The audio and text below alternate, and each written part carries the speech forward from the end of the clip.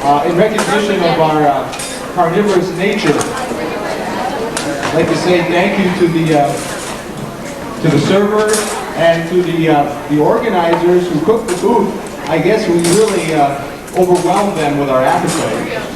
We got to the end there, and there were some slim pickings on the meat, but everything was delicious, and they were very gracious enough to come around and bring those people who weren't able to get some meat to brought some to the table. So I would encourage us all to say thank you with a big round of applause for the people who put together.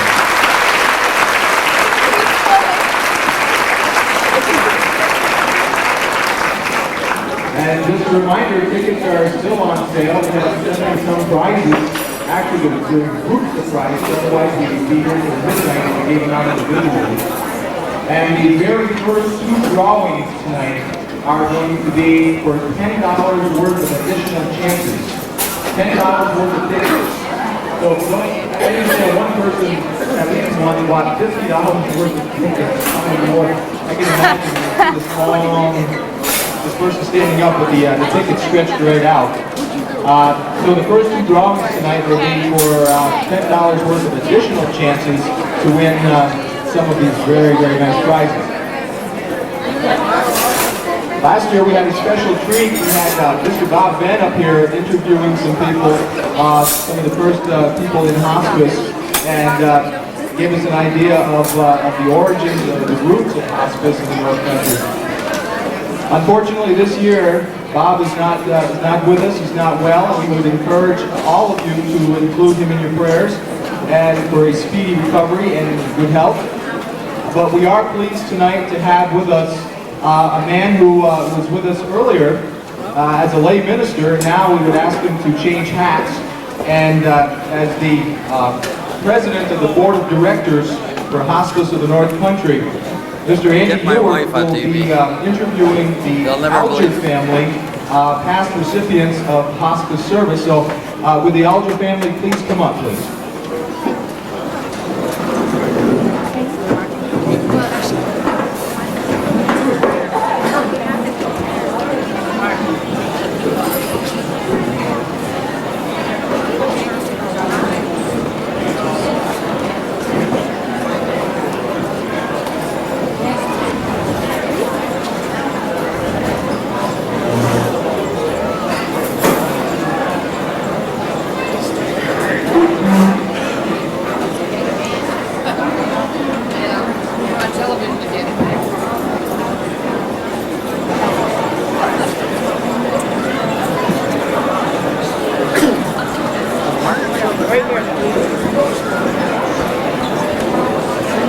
While we're getting the Alger family comfortable up on stage, there is a Toyota car, license plate number PLW616 with their lights on.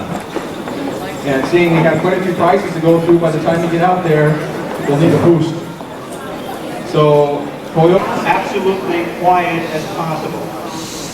The reason why I asked for this is because these people, like myself, are not stage people. We're not used to being up here. I'm doing something I've never done before. I've never rehearsed it before. I've seen Bob do it, and he's fantastic. So you're looking at a recruit, very raw, very amateur. But, so if you will let us have a chance. This microphone is not overly sensitive. These ladies and gentlemen and children want to tell you their story. And if you will give them as much of your attention as possible, it will be greatly appreciated. Okay? Now we're going to start off by introducing the members of the family. This is the Alger family. There are 4 generations present.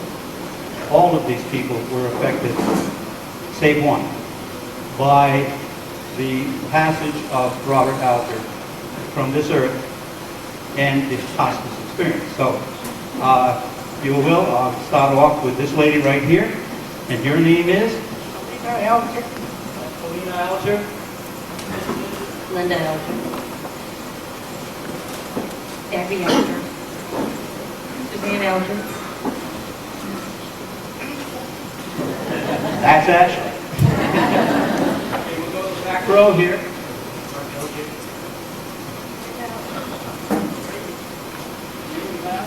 Harry Lavasser. Katie Elliott. These are all the elders, ladies and gentlemen. May we have a hand of applause for these guys. Oh, I've missed one. Joshua Robert Elder. I'll get it right here. Now, I'm going to start to ask, I hope, which are questions which will help these people get into the story of their hospice experience. Now, Helena, when you found that Robert was terminal, what caused you to think of hospice as the way to go for his care? Well, I did. Dr. Castine, someone came and talked to me. Bob was in the hospital for 40 days. And if I'd have known about it, I'd have brought him home a lot sooner. He was a lot more contented after he got home than he was in the hospital. Yeah, okay.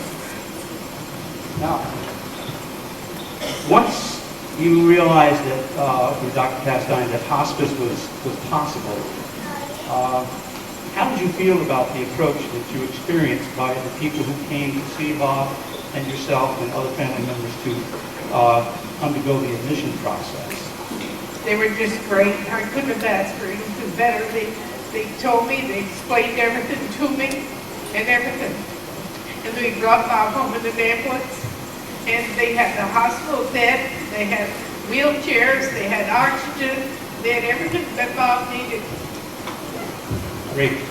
Well, how did you make use of volunteer services, for instance? No, there wasn't enough of the family here. The only one we had was Francis. And he stopped every day. I could call him anytime, day or night. It didn't matter, you know. And that's really, it helped us all a lot. Linda, you're the oldest daughter, and this would mean that you knew your father the longest of the siblings. How did you feel about the hospice experience? Well, I don't live in New York, I live in New Jersey. So the biggest thing that hospice did for me is to help my mom. I could tell that they were talking to her, and I could tell that they were encouraging her and letting her know they were treating her more than they were treating her dad. So I felt very comfortable, because I felt guilty. Living in New Jersey, working, I was commuting back and forth when I could, my job allowed me. But I called my dad every night. But there wasn't much that I could do to reassure her, and I could tell from what she told me, the hospice was telling her what a great job she was doing. And that made her feel good, and it made me feel good because I knew that they were taking care of her physically. So, Helena, basically you relied on the family to help you with the primary care for Bob, right? And so they would come and go. Who was one of the people that you found was there most often? I'd like to talk to him first. Suzanne was the big helper. Well, Suzanne, what was your impression of the approach of hospice and the way that they help their mother and the whole general picture, if you want? Well, first of all, it's my mother-in-law, and she really is like a mom to me, so there's no insult taken. But I'd like to say that hospice came in and really supported all of us. Not one individual, but they made us feel like individuals. When Francis Bouye would walk in that door, he'd say, "Hi, Suzanne, how are you doing? Hi, Helena, how are you doing? Let's go in on Robert." Debbie would mainly do the cooking, so we'd always offer for him to eat. He'd always refuse. Debbie did a lot of the cooking, but Helena and I did a lot of care. But hospice always makes you feel important. Not only if you're not the ill person, the person they're taking care of, they make each one of you feel special that they know you're losing someone.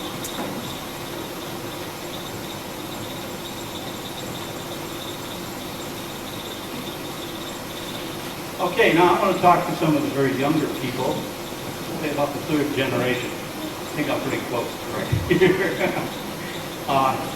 Okay, let's ask this young lady back here, and your name is? Karen. Carrie, would you kind of tell us about your experience? First, let me get out of your way. I'll go around the back. I told you I didn't know what I was doing. Okay, Carrie, here we go. Well, hospice is really big on me. I was pregnant with Josh, so I couldn't do nothing for my grandpa. It was great. Thank you. Thank you so much for talking. As you can see, folks, the experience is beyond words in many cases. These people, all of them, have in some way found solace, found the ability to put up with the terrible loss that they were about to face. And the primary agency for this was Hospice and its program. Now you have quality nurses, we have quality home health care staff trying to do their utmost to make sure that each one and every one of these people gets their due attention. And one of the features of hospice that is not all that well known is the fact that after the passing of the loved one, there is more than a year of accompaniment. We call it bereavement care. Sister Marianne Gow is our bereavement care coordinator for the Clinton County area. And through her good auspices, this family has had her to talk with, to visit with, to talk about Bob, remember, keep his memory alive in their hearts and their minds. And it's the kind of service that hospice is here to provide. We thank God for the service for this agency. We ask God's blessing on each and every one of these good people. And we know that they will, from day to day, remember Bob, remember the good times and the bad times, the rich times and the poor times. That they will never forget the man who was the patron of this family. And it's through their lives that he will continue to be remembered. And we at Hospice thank the blessed Lord that we have been given the opportunity to serve these people. And we are ready, willing, and able to serve every and anyone who has a loved one or a friend who has been declared terminal, so that they can lead that quality of life in comfort among their loved ones. So I say thank you very much to the Alger family and to their children and their children's children and their children's children's children. That includes Joshua, for being here. I don't want to drag this out any further because I know it's difficult for these folks. I want you to give them another round of applause. Saying thank you.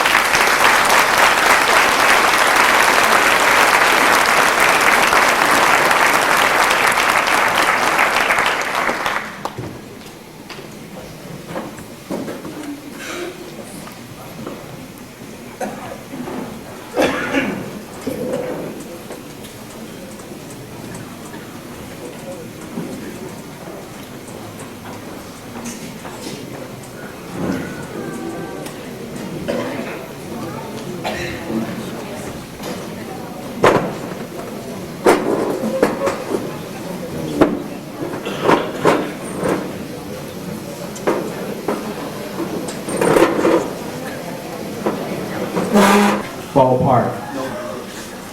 It's just such a burden to have to bear. One service that we too infrequently hear about with hospice is the glue that really keeps a good family like the Alger family together. And it's through your help, your donations, your support, your prayers, that the good work of hospice can continue. And we encourage it wholeheartedly. And again, thank both Andy and the Alger family for coming up here, because it is tough.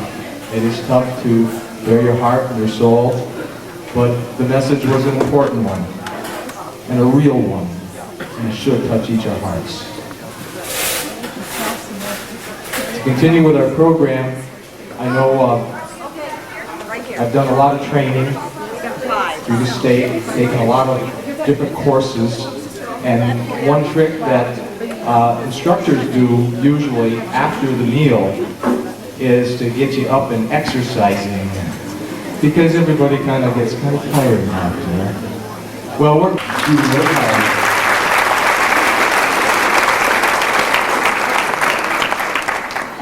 Next, the hospice staff.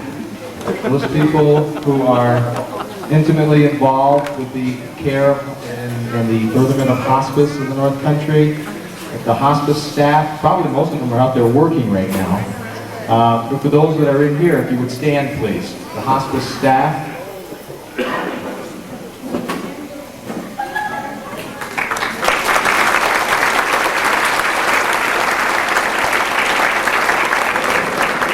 Followed by the hospice board. The hospice board members. There's Andy, yes.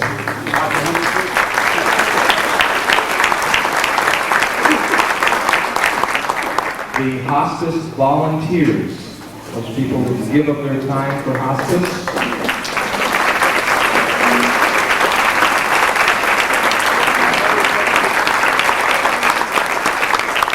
And lastly, the hospice families, those who have received hospice services, either for some member of your immediate family or for an extended family. Those people who have benefited from hospice. If you would mind standing, please, if you can. Those people whose lives have been touched by hospice.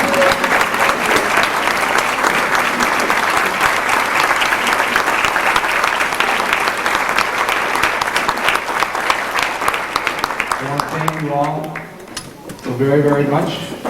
And for those who have not been touched, and I dread to say yet, it's a wonderful service, one that's always there and that always cares. Sister Mary Ann, how are we doing? I'm just waiting for food. You're waiting for Q to come back. Okay,